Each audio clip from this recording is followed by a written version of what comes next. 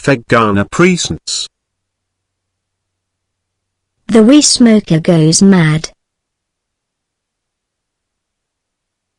Programmed by John Ferguson Aditi. Read the following passage and answer the questions that follow. The first time I saw him, he was lying under the shade of one of the trees that lined both sides of the highway, where it passed through Kodjakrom. It was a sunny and humid afternoon, so, although he had no shirt on, he was wet with his own sweat. He lay motionless and flat on his back. His eyes were closed, but his mouth was wide open. Occasionally, he would fling an arm, like a fly whisk, to attack the flies that were struggling to enter his mouth.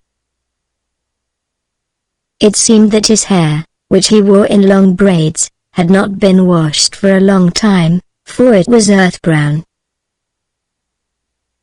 He lay there as naked as a clear day's sky. I could see that both his fingers and toes had grown claws. A few months ago, the ground where he lay was covered green with grass.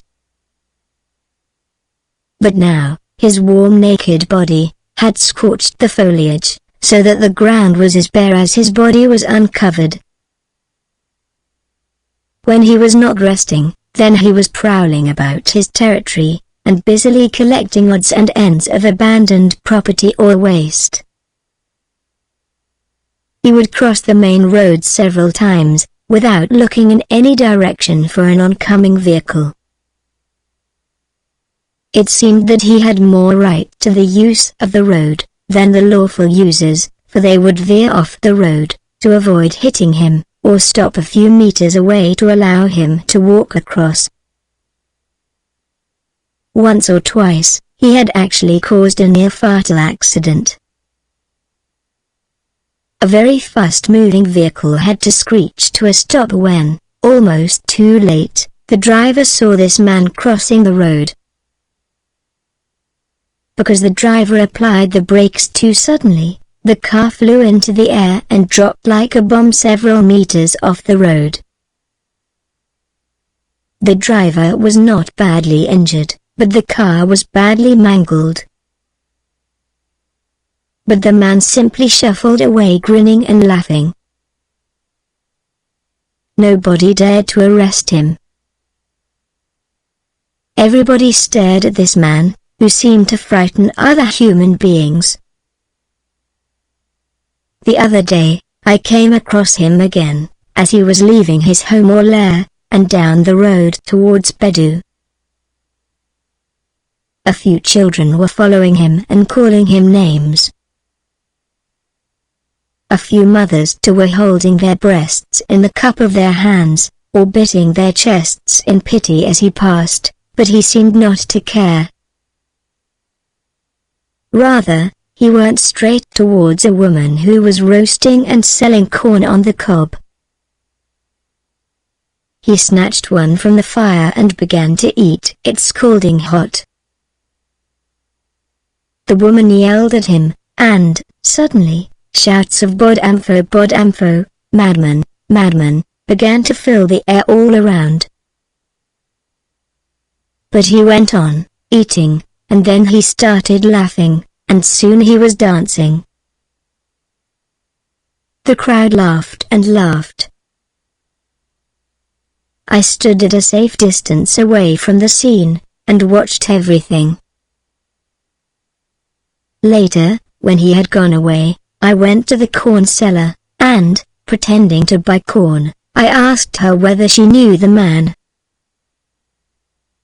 She told me he was a neighborhood child, whom everybody liked very much. He went to secondary school and learned how to smoke something called wee, or Indian hemp. The thing got into his head and made him crazy.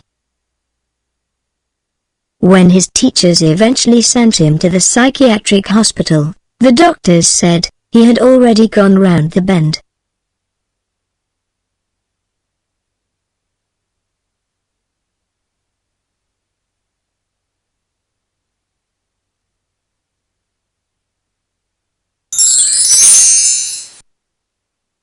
Glossary.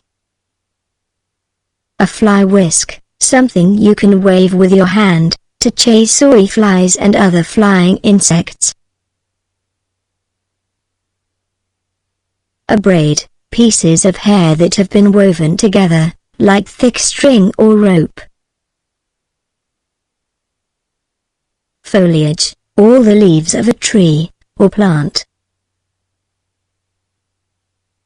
To shuffle, to walk slowly without picking up one's feet. To stride, to walk fast by taking long steps. Psychiatric, relating to the study and treatment of mental illness. To go round the bend, a colloquial idiom, meaning to become mentally ill.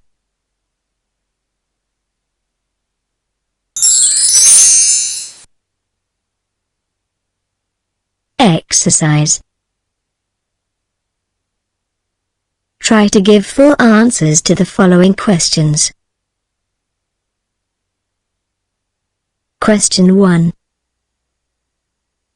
Where was the man when the writer first saw him?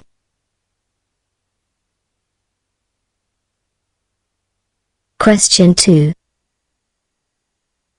Why was he wet with his own sweat? Question 3. What was he doing?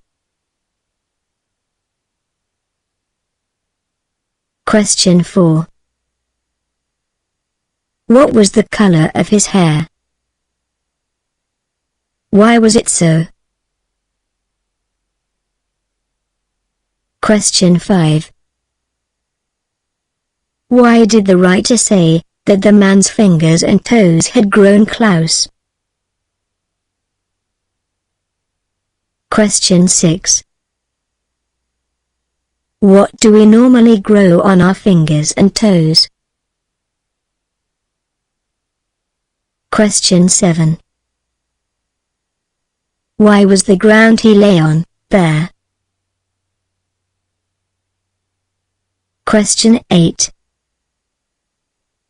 What was he doing when he was not resting? Question 9. What did the road users do when they came upon the man? Question 10. Why did the writer describe the accident as near fatal? Question 11. What did the man do after the accident? Question 12. How did the man eat the corn? Question 13. What shouts greeted the man after he had snatched the corn? Question 14. What did he do then? Question 15. Why did he go mad